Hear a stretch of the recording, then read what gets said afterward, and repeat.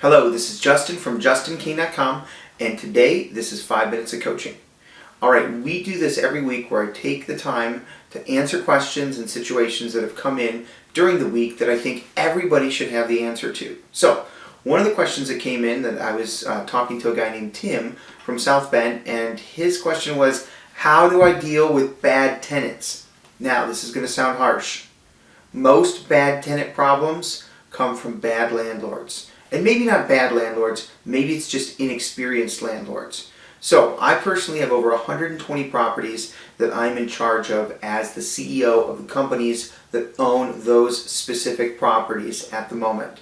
Now, one of the things that I started off with when I was first getting into buy and hold real estate back in 2006 was I was everything. I was the manager, I was the tenant placement officer, I was the advertising manager, I put ads in the Chicago Tribune, I would go down and shovel the snow, I was the guy who changed the toilets and who did everything and fixed the furnaces, and I was everything. And so as I began to learn about buy and hold real estate, I began to see that when you're in buy and hold, the tenants that you place are going to have a direct impact on the quality of your experience as a landlord. Now, as you get better and better properties, you're going to attract a better and better tenant. As you have a more professional management company, you're going to attract a better and better tenant.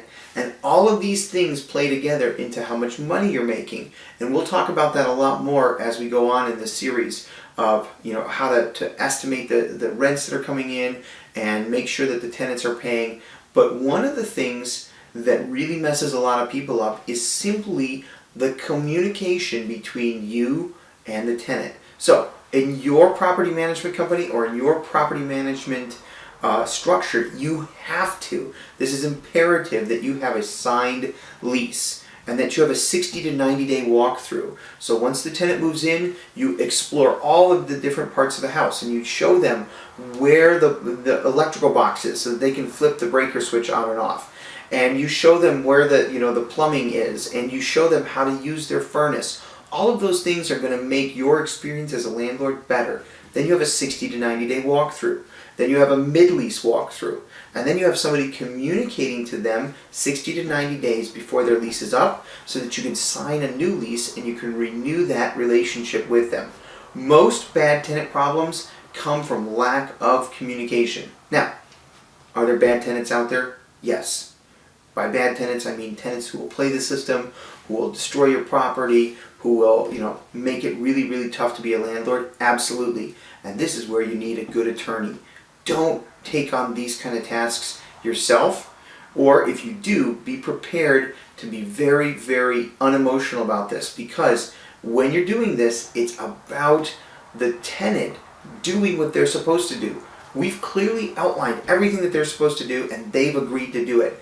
If they can't meet their obligation, we're not kicking them out. We're simply asking them to leave so that we can have another tenant in there to meet our obligations, to pay the taxes, to pay the utilities, to pay the upkeep, to pay the maintenance, all of the things that go into that building. So if they're not being a productive tenant, get them out and use a professional to do that so that you're protected and everything is good going forward. But 95% of your bad tenant problems can be addressed and stopped up front by having a great management system and by having a great management company.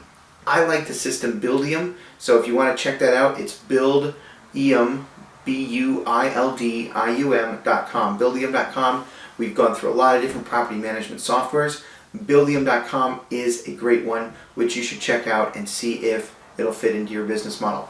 This is Justin from justinkain.com. Check out my website for more tricks, tips, and ideas on real estate investing.